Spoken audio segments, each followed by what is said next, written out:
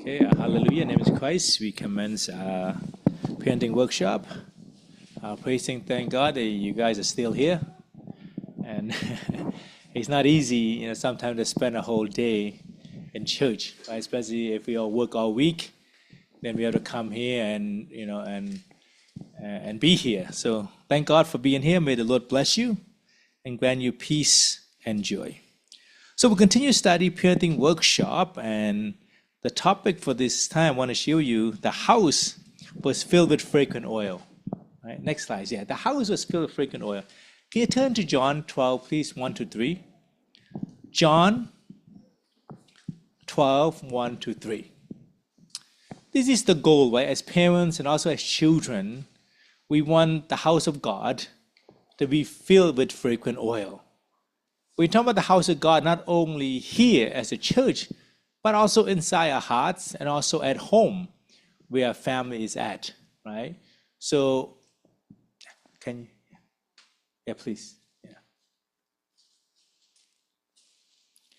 Yeah. This is really the goal as Christian family, or any family for that matter, that we want the house to be filled with fragrant oil. John chapter 12. Let's go to that's fine. Verse 1 is fine. And then 6 days before the Passover, Jesus came to Bethany, where Lazarus was, who had been dead, whom he had raised from the dead. Verse 2, please. There they make him a supper, and Martha served, but Lazarus was one of those who sat at the table with him. Verse 3. Then Mary took a pound of very costly oil of spikenard, anointed the feet of Jesus, and wiped his feet with her hair, and the house was filled with the fragrance of oil. So you can see here, right, that when you talk about Mary, Martha, and Lazarus, do we know anything about their parents? Do we know anything about their parents? No, right? So even though we do not know anything about their parents, do we feel that their parents did a good job with these three children that they had? Right? It seems they did a pretty good job, right? Because we do not know about their parents, but they know these three siblings. Were they poor or rich? What do you think? Were they poor or rich? What do you guys think?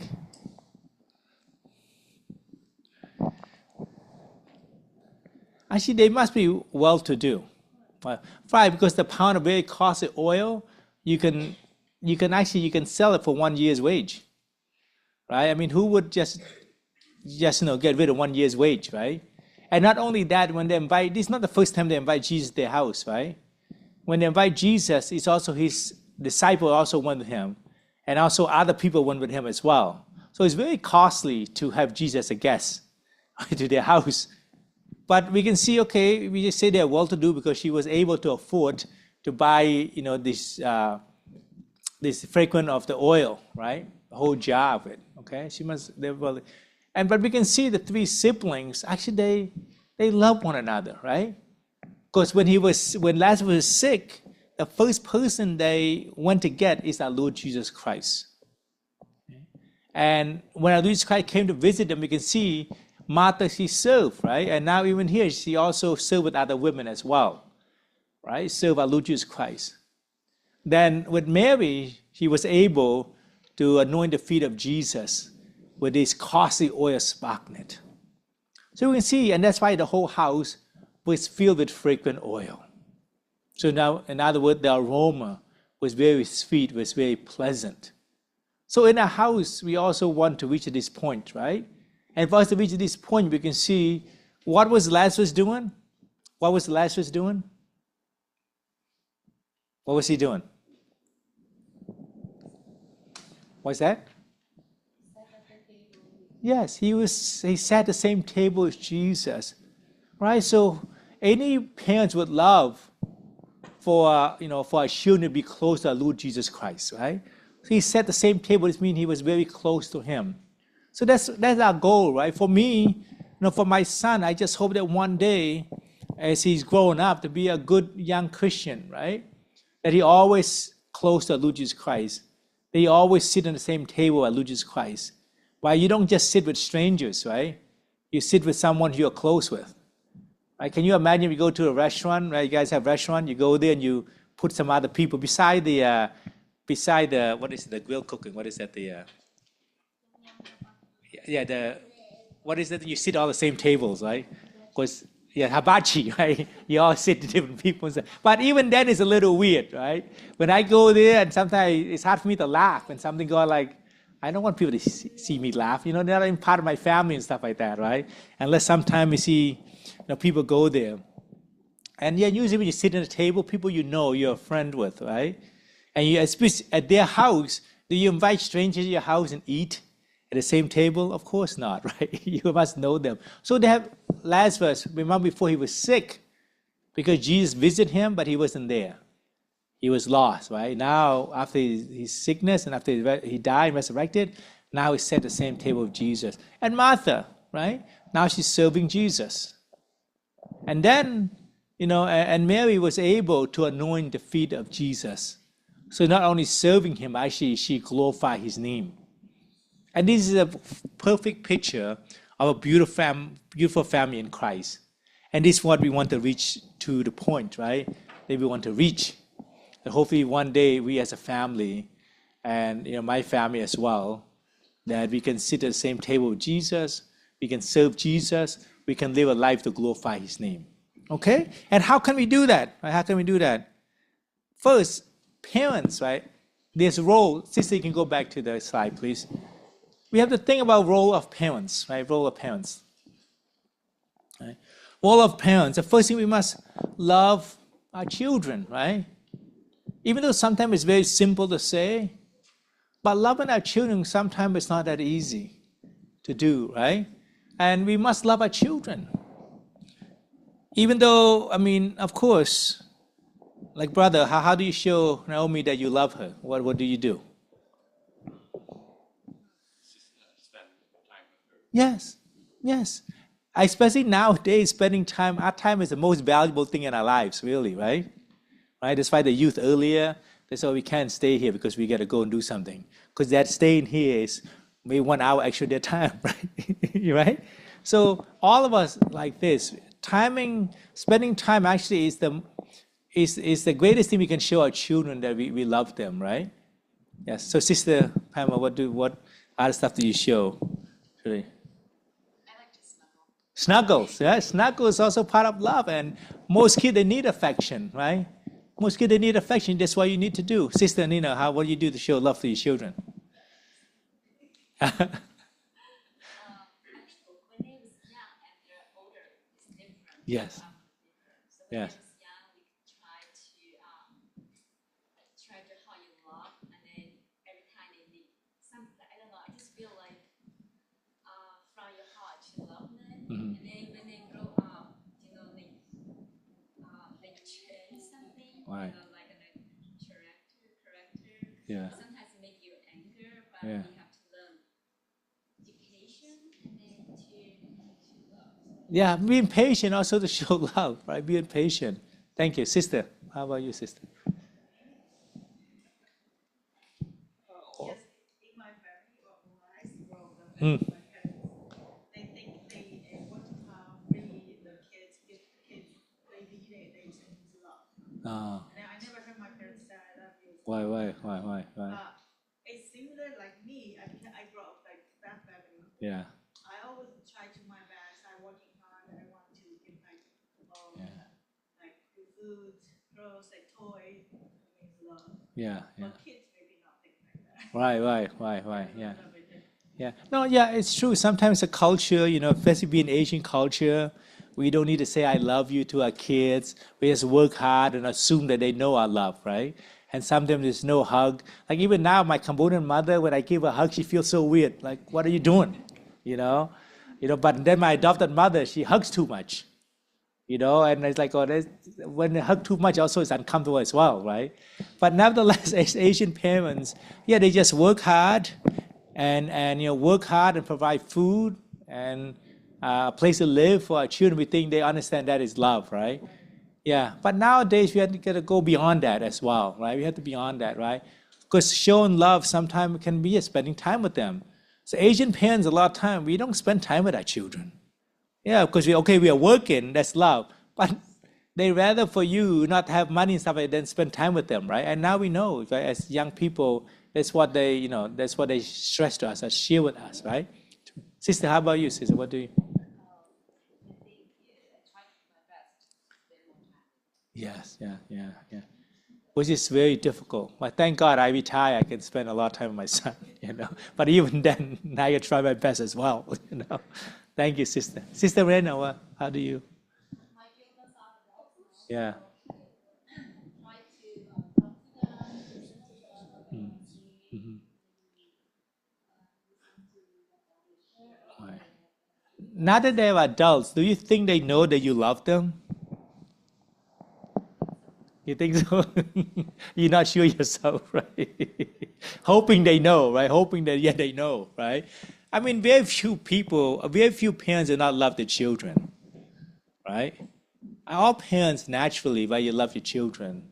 And and that's why sometimes I feel bad too, because when I had my nieces and nephew live with me, yeah, I didn't feel the same way as my son Nathan, right? Even though you try to love them and stuff like that, but that innate love is not the same. And that is very real, right? Even though I want to love my nieces and my nephew just like they're my own kids, but it's not the same. And sometimes, like, would I die for them? Like, oh, I'm gonna think a little bit about it, right? But for Nathan, I don't need to think, right? So that's why it's so important. Of course, adoption is great and stuff like that, right? But at the same time, you have to understand there's a lot of hiccups as well, right? And I talk to many parents who adopted kids and stuff like that, and I know a lot of them, my brother and sister, actually quite a lot of them, they adopted, and they all complain about the same things I'm complaining my adopted mother as well, you know. And that's why, whatever love and capacity we can, especially for our children, it's important to do it, right? And loving the children, right? That they admonish the young women, right, to love their husband and also to love the children. And this is, even though it seems very easy, but we have to know how to love them. Timing is like spending time with them. Is really is the number one thing as parents, right? Really, it is number one. We can work. You hear a story about this uh, young boy. He asked his father, "Oh, father, how much do you make an hour?" And the father, like, oh, maybe about $300 an hour, right? The father, and it's like, And the boy said, He said, "Can I borrow 150?" Right? And the father, like, what do you mean? Can you borrow 150? I just need borrow 150. And he said, why? Why you want to borrow 150? It's like, I have only $150, but I want to spend an hour of your time. So can have, so I want to pay you $300 to spend hours, right? And it's a real story. And the father, pretty much from that, he changed his whole life, the way he approached it and the way he worked and stuff like that, right? And yeah, and sometimes we think that money worth more than timing, but actually, it's not. And I know, I remember this father. Actually, he makes a lot of money, and not only that, but he's a very famous person. So he has never have time for his children, right? Then when he was in the hospital, he has 3 children. Not even one of them go and visit him. It's very sad. And then they post on Facebook, even he's the last person on earth, we wouldn't visit him. Can you imagine that, right? It's so sad when I heard that, right? Because we know them. It's so sad to see that your children get to the point they won't even see your face. And he died alone, right? When there's cancer, he died alone. And it's really sad. I cannot imagine if my son, if I'm dying in the hospital and he say, I don't want to see you, I would just die. But the thing is, you need to have the kind of relationship even to feel like that, right? And don't forget that, right? As parents, really, monies you can make, right? Monies you can make, really, you can make money. But time, when it passed by, you cannot get it back. Right? You really cannot get it back. And that's why here Clyde say you cannot step in the same river twice. Time just fly, and it's true. And every time you step in the river, it's different water, right? Because it's flowing, just like time as well. So, and thank God, not spending time with my wife for the last 20 years, traveling so much, and and now they have this opportunity. I try my best to spend as much time with my family as possible. And it is the most beautiful moments in my life actually is with my family. When I think about it, right? I mean, I went to many wonderful places, really, I mean, many things, but I know one thing. The last time I went to Sabah, Malaysia, and they have this tour. It's free. Like, as a delegate, you can go there for 7 days. They tour the whole country, right? Free food, fancy food, isn't that? And I just know, I just want to come home. I didn't want to spend an extra hour, there. I don't care what we do, what food we eat. I love food, and I love seeing different culture, and I love being there. But I just love my family more. So, and that's why a lot of people don't understand when I'm traveling. Before, I used to travel like 80%, of my time, right? And after ESSC, people want to hang out, stay there, do this. Like, no, I want to be home and spend with my family. And now, thank God, God gave me the opportunity to do that. I just spend I can spend every second with my family, and I'd be very joyful. We don't need to do anything. That's why our house is one of the most boring house, right? And my family and stuff come over, we don't do anything. We just talk and hang out, And of course, my other siblings, they're not in Christ. They just think, what do you guys do every day? You don't do anything, right? But that's the best thing we do, just sit down and talk and just eat together, right? And chit chat and stuff like that. I mean, at home, we spend so much time talking to one another. And that's the best thing. And I would not want to do anything else beside that, And yeah, so that is love, right? You feel kind of love because not everybody you can talk to, really. Not everybody you can talk to, okay? The next one. Yes, even though we love them, but we also need to train and instruct them in the Lord, right? Ephesians chapter 6, verse 4, right? Bringing them up and training and admonition of the Lord, this is also very important, right?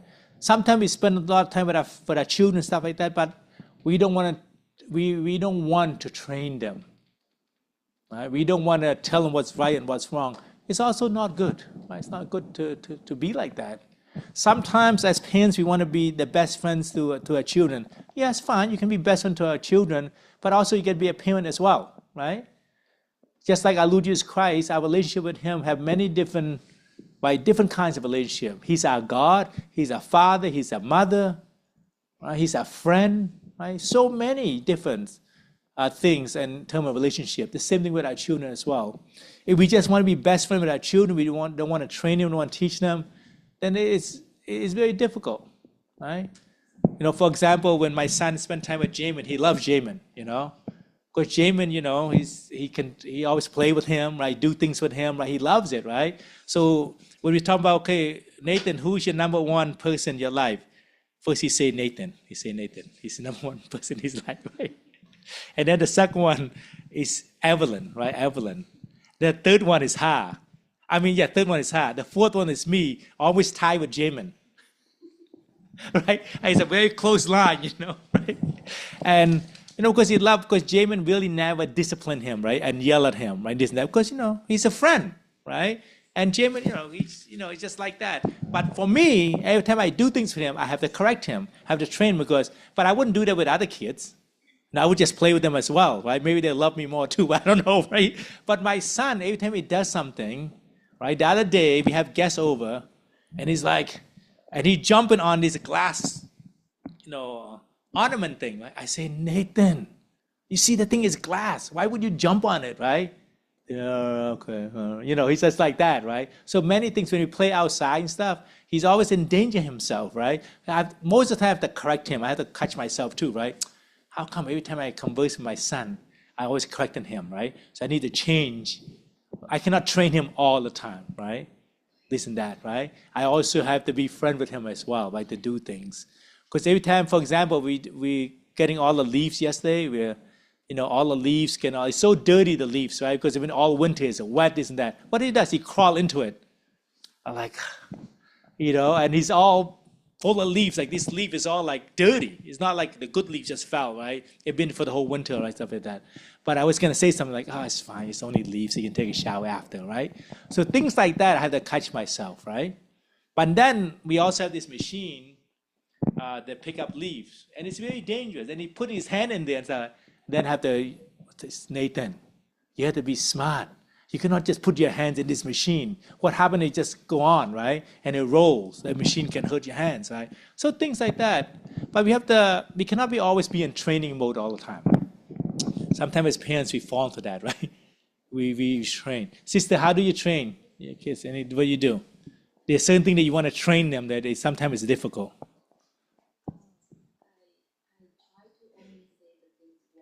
Oh yeah. And does it work for you? Yes. Oh, good for you. Good for you, sister. That's good. Yeah. So that's when you train. You only want to train them like you say things once and that's it. Okay. You keep your eyes on them. Okay. Good. Sister, how about you? What's the same thing you want to train? Yes. I remember once and 3 times. Still do that. I told my husband. You bring out the big guns after. Yeah. Yeah. Guns out. They know each other. She's bringing the big guns out. So, The big guns out. so yeah, I shouldn't use the word gun. Sorry about that one. It's just a saying. Sister Mariana, what do you train your kids that you think that was effective? And how do you do it all this time? Remember the first time I want them to wash their own laundry? Yeah. So I show them how to. Yeah. And I watch how they do it a couple times and they got it. Yeah. Some other times they know how to do it, but they don't want to do it. So let's do it together. Yeah, that's good. Yeah. I mean, Nathan has no problem doing things himself, and that's the problem, right? Because he always want to do everything himself, but sometimes he can hurt himself. Say, let Papa teach you, teach you. And then he just push my hands away, right?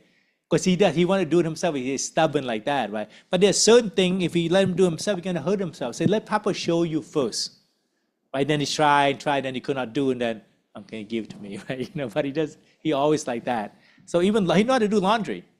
I tell him, put a laundry in, he goes and do his own laundry. I mean, to do my laundry too. He go, when the dryer is done, go get a dryer, right? He's very good, that kind of stuff.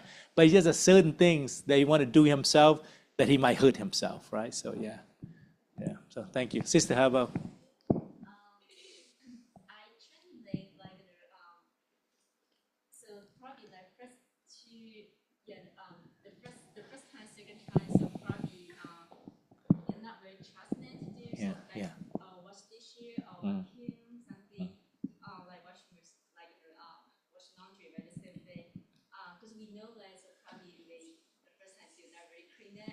So I was worried about that. So the first time, second time, but the third time I'm not worried about it anymore. And then every time if they touch that, so later on if they go to sleep, I review again. Yeah. Good, but for Yeah. right now they did pretty good. They Yeah. did the housework. Okay. Yeah. Oh, that's good. That's good. You don't use a dishwasher then? Not once a month I do myself, but most of the Okay. time they clean it. I They use my hand to clean it. Yeah. Okay, yeah. No, that's good that you trust them and they do their best, right? Then even though they don't do a good job, but later on you do it. But that's a good process. It's a good process, right? I mean, I really want Nathan to do everything himself, but it's something that's dangerous, I want to show him. But sometimes he's too stubborn to listen, right? Things like that. So, yeah, it's a training process. How about you, brother? Anything you train her? Anything? There's certain thing that you want to train her to be? Like, yeah. I think it's also similar to you just Right. getting her to rigging herself for Yeah. and that's Yeah. I think my approach is just kind of repetition over a period of time. Oh, yeah. I think you're that age, right? Same thing with Nate. Like for me, I don't like to say things more than one time, but Nathan's 100 times. I have to do it. There's no way like go to the bathroom, wash your hands, right? Go to the bathroom, wash your hands. He's so excited, right? Because he goes to the bathroom and sometimes he just lift up the toilet seat, right? And he pee all over the place because he's so excited because he want to go and play with his toy or something like that, right? And I say, just take it easy, son. Just take it easy, And that all the time, right? All the time. Sister, how about you? Anything? I really hope she could be empathetic. Yeah. Just trying to figure out how to teach that to a 3-year-old. Yeah. It's difficult, yeah. And that's why we all have different tasks, right? When Nathan to feel sorry for someone, right? Actually, he's better than us. Really, he's better than us. you know. And like yesterday, for example, my Joyce, she went out with her friend to have lunch, stuff like that. So we're sitting outside, and we really don't want her to sit with us, just sitting outside, right? Because if she comes sit with us and she talks, then we can never finish what we're doing, right? But Nathan say, yeah, you want to sit down, right? And I'm just like, okay, I didn't say anything. So and then he's like, and she said, well, I don't have any food to eat. We're eating, right? So we just want to finish and go back to my job, what I need to do, right? And it's like, oh, you don't need to eat. Just come sit here with us. And, but he's like that. He's that kind. Yeah, he always tries to involve people and this and that, And but at the same time, his listening skill is not good. He's so stubborn. Every time we tell him to do this, he's very stubborn and yanking stuff. He like to yank stuff. Like I'm on my phone, he come and yank it. And me and my wife, we really dislike that because there's no respect, right? And then when he asks for something as well, sometimes we ask, give me this, give me that. I say, son, don't say such things like that, right? I mean, who are you to ask us, give me this, give me that, right? But we try to train him as well, He has good qualities, but also there's a lot of quality we need to improve as well, right? And it's a process. Like every day is the same thing, right? All the time. But overall, really, he's a wonderful kid. Really, I love him, and but there's a lot of training to do as well. Okay, so it's role play. We need to train to instruct our children, even though sometimes it's 100 times you have to do it, right? And God, how many times God tell us to do things, we never listen as well, right? And I always think about that. Yes, right? God, yes, exactly, right? And sometimes God punishes us, right? This and that. We don't listen. We do not listen. And then I realized, as children, just include my son Nathan, he doesn't listen. The same thing with me too with God, right? So I'm more sympathetic with that. Okay. But 3, the role of parents here that, next slide, please, sister. Yeah, avoid provoking or discouraging our children. And it's also very important, right? Provoking our children. Sister, can you give an example of provoking? How do we do to provoke our children? Yeah. An example. Or maybe if you're in an argument, but just kind of pushing the other person's button. Yeah. You let it keep going for too long. Yeah. Actually, we have a few parents that does it, but I know a lot of grandparents. They do that. I don't know why. It's like provoking. Like my father-in-law, he's a great guy. He's like awesome guy. I love him. But when he talked to Nathan, he's always provoking him. I'm like, why are you arguing with a 3-year-old kid or 4-year-old kid, And why you provoke him to do this, do that, right? And of course, and Nathan get very hyper when you do that, right? He get very hyper. Like his grandfather would challenge him, different things, provoke him to do this, do that, It's very strange. But I realized that most parents, I don't think, we provoke our children, but even though some do, right? Some do. I have a friend that, like his daughter did not like to converse with him. Because every time his daughter talked to him, he always tried to provoke her, right? Like he's like, okay, give me $50. Give me $50, right? He asked that for his daughter, right?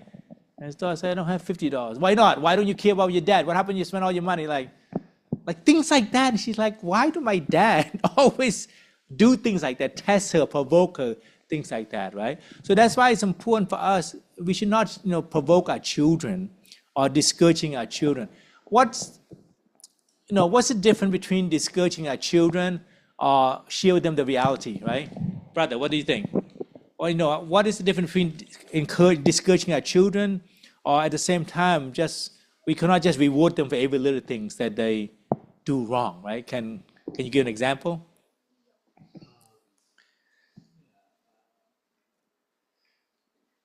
Yeah. It's a fine line sometimes, right? Sometimes we don't want to do things to discourage them, but we also don't want for them to all understand the reality as well, Because that's why nowadays, like, even whatever sport you play, you get an award, even though you're so bad at it and stuff like that, right? And then is that discouraging them? Is that what? Or what do you think about that kind of example? Yeah.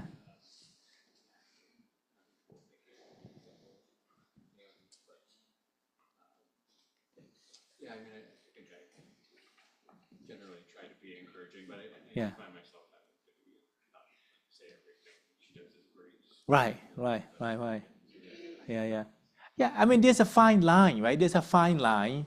Sometimes when we want to encourage our children, but sometimes when they do certain things that is bad, you must share with them, hey, that's not good. We cannot encourage them when something is bad and they do, because failure is also part of becoming perfect as well, right?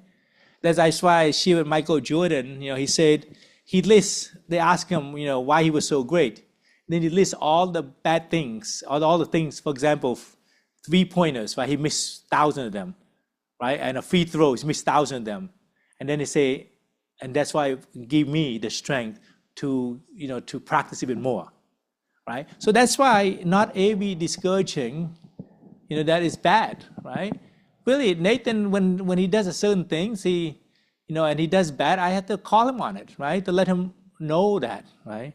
And realize that. It's interesting because he's in preschool now.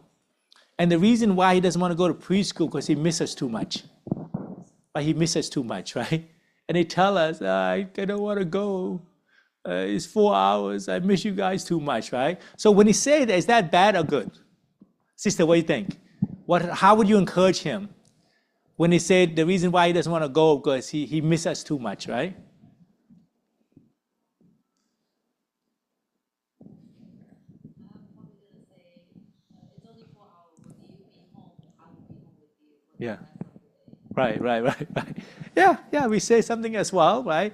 And, for example, he go to school Tuesday and Thursday. So after Tuesday and then Wednesday he gets so excited. And one time I asked him, hey, why are you so excited? Tomorrow I have a day off. He doesn't go to school on Wednesday, right? He have a day off, right? But, I mean, for me, I was saying to my family, praise and thank God he missed us, right? And that's normal, right? Because at home, he's very spoiled, right? He sees us all the time. Like me, Evelyn, right? He always sees us and he always gets full attention from us, one of us, at least anyway, right? So when he go to school, there's 21 other kids there. He's not going to get 100% attention and he's not going to like it. But he's not going to like it too much, right? But we also need to train him and let him know, look, thank God that you miss us and we miss you very much too, right? But this is part of life, You're not going to have us every second, right? And being out there, right? And we tell him, you're doing great, right? Because he has a watch and we can listen to him.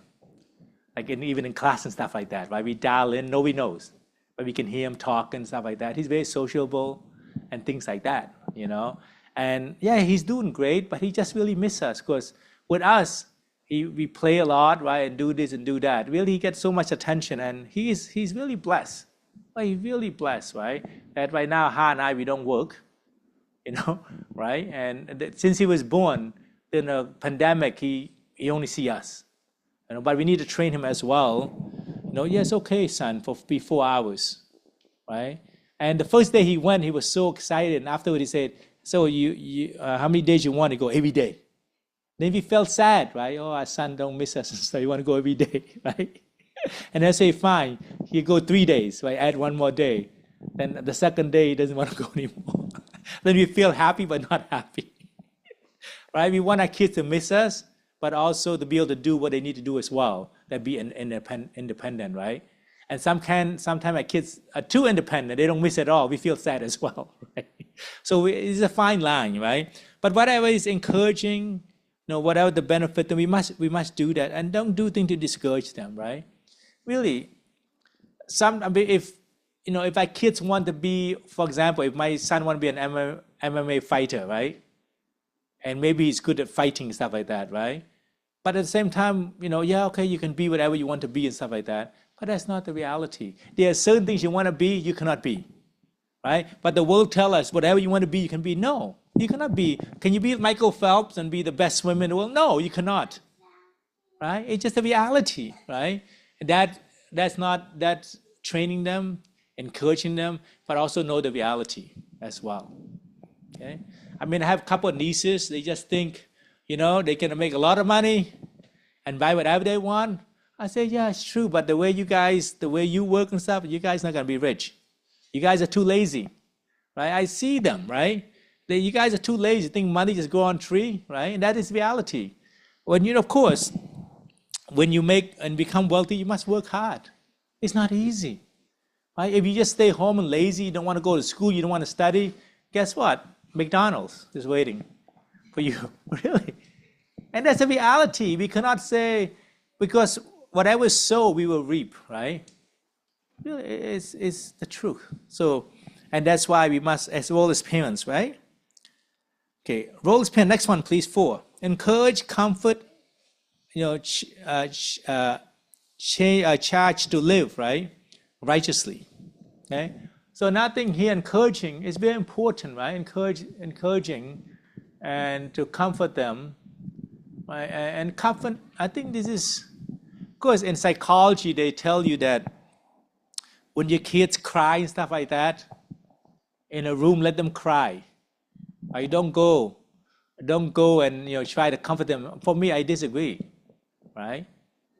Right? And because any kids, just like for us, especially when the kids are not doing anything wrong, they just need us, right? And they cry for us. It's nothing wrong to go and show comfort to them, right? Because if we don't show the kind of comfort, then later on, listen, we will be crying. They won't comfort us because they use the same logic as we use, right?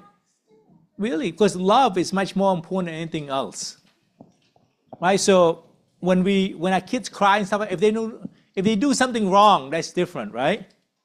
If they do something wrong and then you give them time out and stuff like that, then they cry. We shouldn't go there and comfort them because, hey, you've done something wrong. Then this is the punishment. So most of my niece and nephew, when I punish them, when they do something wrong, uncle will not talk to them. I won't talk to them.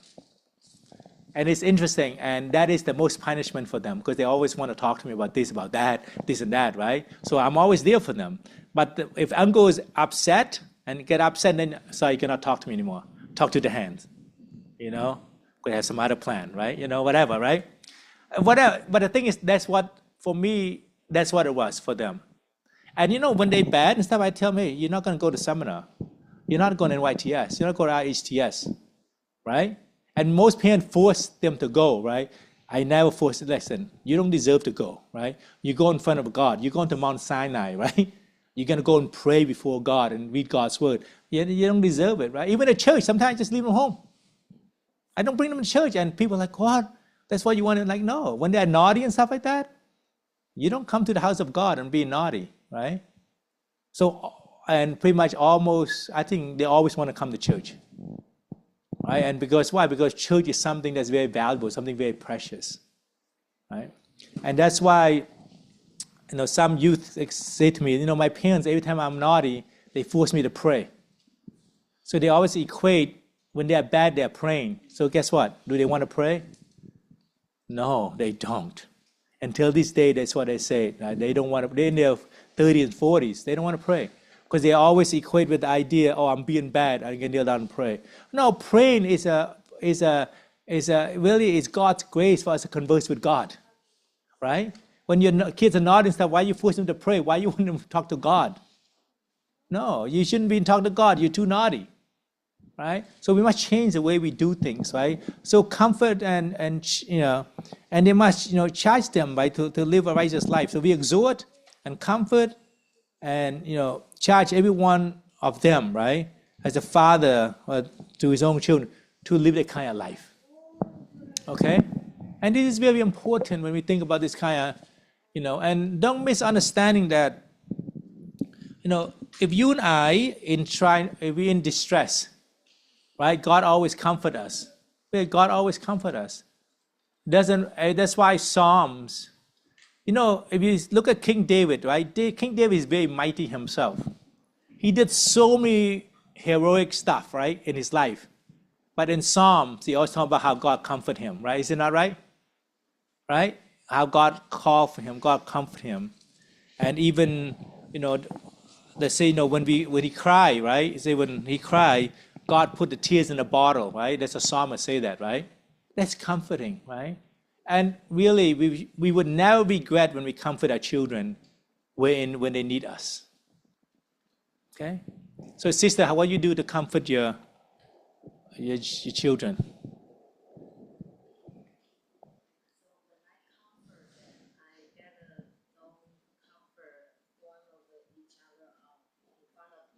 Oh. How to do that separately. Make sure that everyone act, try to compare the way that. Oh. Okay. I think it's really important to comfort, Yeah. especially the little when they need time, we have to say something to make them, especially when they have a hard time maybe at school or Yes. Yes. try to listen to them. Yes. Yes. Yeah, I mean, that's why the Bible says iron sharpen iron, right? Whatever you and I do will reflect to our children as well. You know, when we show a lot of love and a lot of comfort to our children, they also learn to do that as well. You know? And sometimes they're just born with it, right? They're innate, right? They're born with the kind of comfort. Thank you. Sister Miranda, how do you comfort your children? Now that they're older, do you still hug them and stuff? Or? No, No, you I know. like to, but they don't want to. So I know that they need some comfort, but they never ask me. Mm, They come to me. So if I sense something not going right with them, yes. I come to them. In the beginning, they say, "What are you doing here?" Right? Did you leave? Yeah. I ignore them. I say like, I just wanna sit with you. I just wanna be with you, and just moment of silence for some time. Mhm. Then I started asking him Yeah. how things going, and then he started to. Yeah. And that's a very good point. Quite often, even our children do not know what they need to be comforted, right? But we as parents, we need to know. We need to see it, right? Why they're not why they feel anxious, right? Or why they feel nervous, this and that. We as parents, we must know, right? Because as children, especially when they're younger, they do not know why they feel the way they feel. Even we ask them to explain to us, they do not know, right? But we have to, as parents, we need to know, right? Thank you, sister. How about you, sister?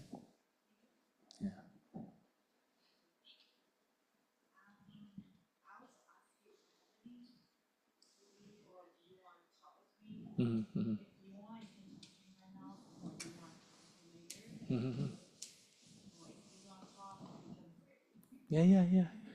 Yeah, I mean, that's great. Yeah, I mean, yes. Sometimes they're not ready to talk right now, but the door is open. You can talk to me anytime, even later. Yeah, that's a very good point. How about you, sister? So I would say choose different. Yes. Like, because they grow up. So for like Catherine, if she's something like a bit sad about her school, something like relationship with her friend, but or teacher or something. But I think I mean like she can share me a lot Mm. about her school thing. Yes. Sometimes if she feel a little bit sad or something disappointed, but I'm trying to comfort, but I cannot 100% because I worry about it. Is it because I have thinking, is it God way or is for my thinking I want? So next time, every time I just give her a suggestion. I just say, oh, so everything you do something, so we just follow the God. God say yeah, or maybe we can pray to each other. Yes. Yeah. So for him, okay. So he, I know sometimes like he tried because I like I wanted to listen. Right? Sometimes I ask him to share, but he not share me a lot. Right. And but second day, but he shared for me, Okay. and they so I listen, and later on, so I try just encourage him, like he get more confidence. Yeah, yeah. Yeah, I mean, timing is really everything as well. So as parents, quite often we want to comfort them in our own timing, right? Or we're not busy this time, then we go and comfort. It doesn't work that way, right? Because when our children need comforting, it had to be during their time as well, when they want to share, right? When they want to, be comforted by us. Sometimes they get so angry, they don't want to share. And that's fine. Let them be. Don't force them, right? Don't force them. How about you, sister? Yeah. Since she's little, usually if she hurts herself or falls or something, she'll just yell for me right away. Mhm. And then, I'll just give her a big hug. But then I always wondered, like, at what point am I babying her or something? So that's always something in the back of my mind. And then more recently, now that she goes to school, a couple weeks ago there was some issue with some of the girls in her class. And it was kind of hard to figure out what was going on, but it sounded like some of the girls were saying things that weren't so nice, and she felt very sad. So I felt very, very stressed out. I know, I know. Oh, it was so painful. Yeah. But then just try to keep asking her to too is just misunderstanding things too.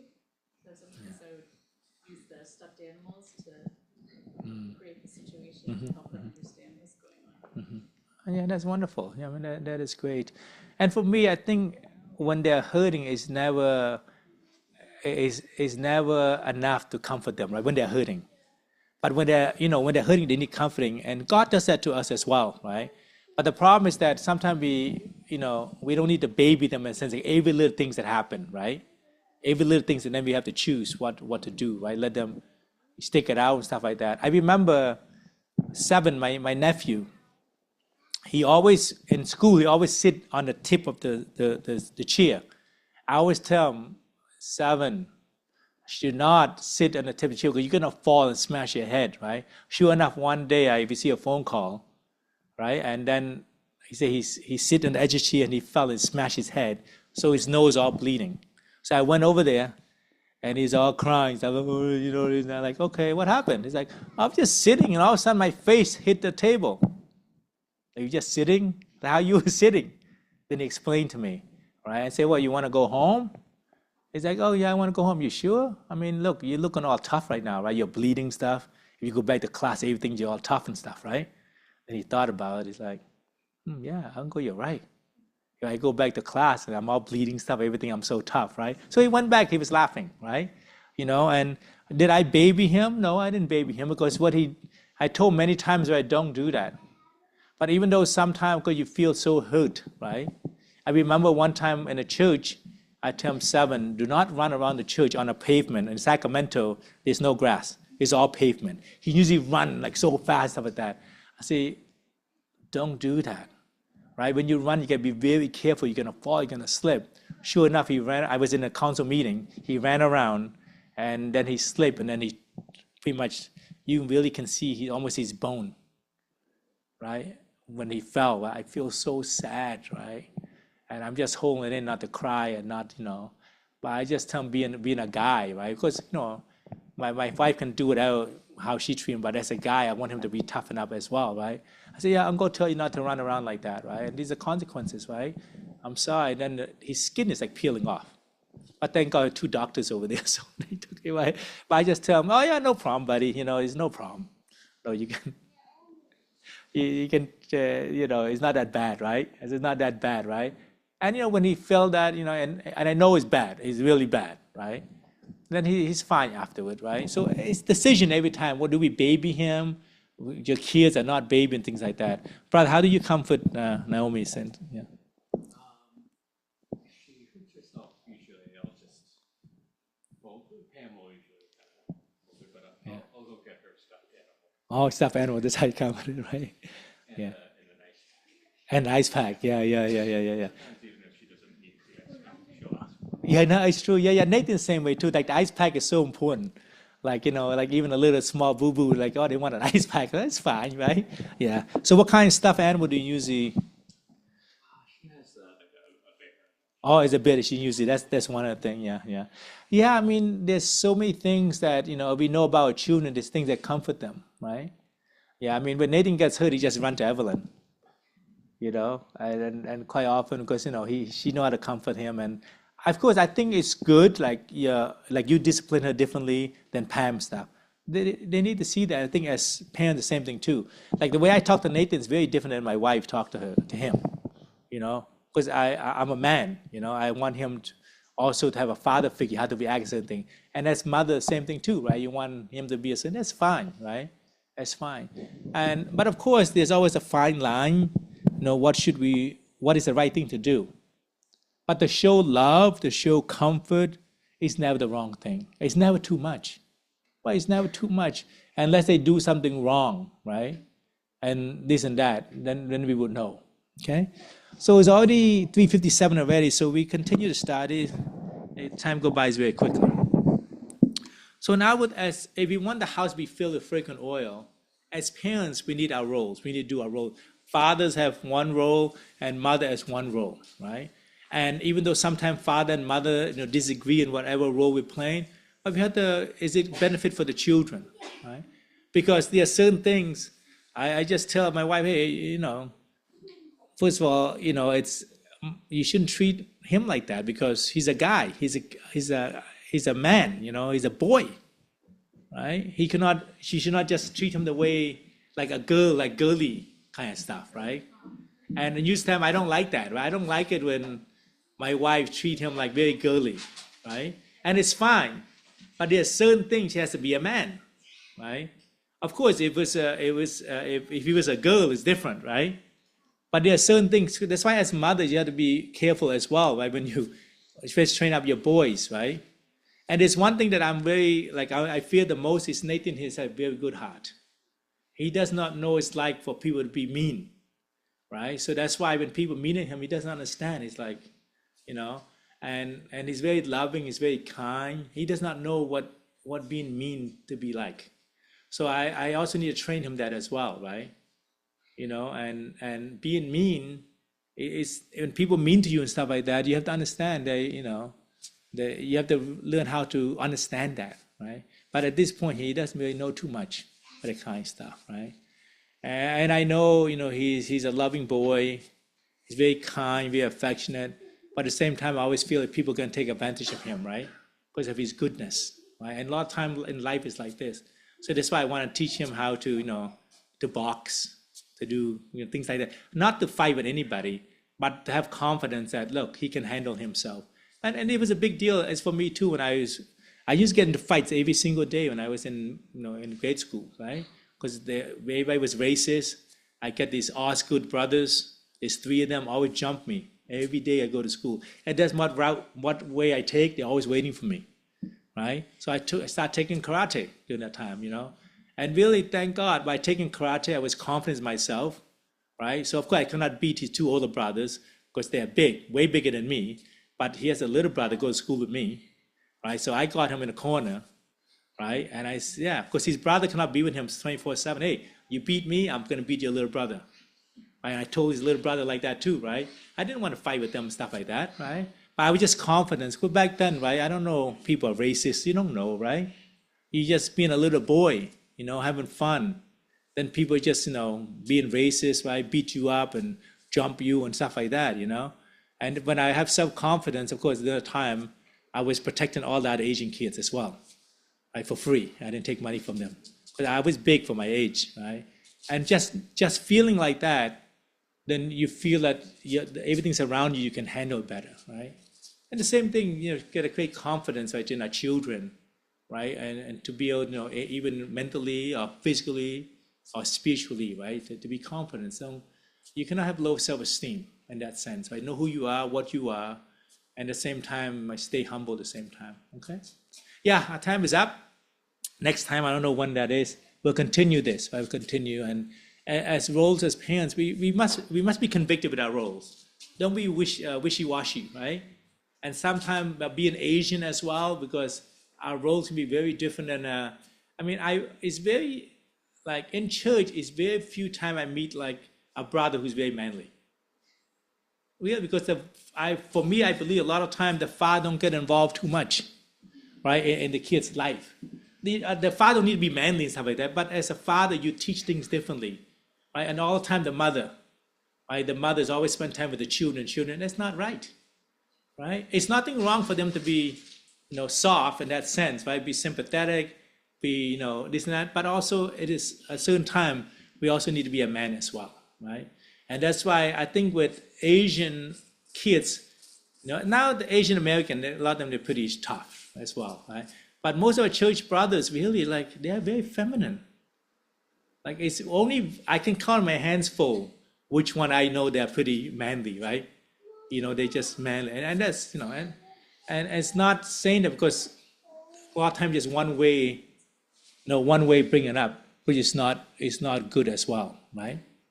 Okay? And the other way too, if you teach, if the father just train the son to be so manly, it's also not good. There's no balance, right? There's no balance. So that's why our roles, as parents, right, we have to really try to do our best to do it correctly so our kids can grow up to be healthy.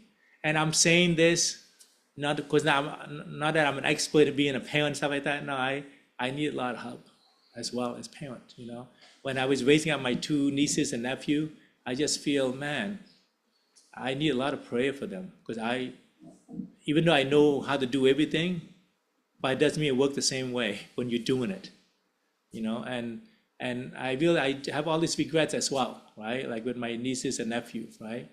Because you see Paulina's here, thank God she's here, But my other niece and nephew live with me no longer here, right? No longer here.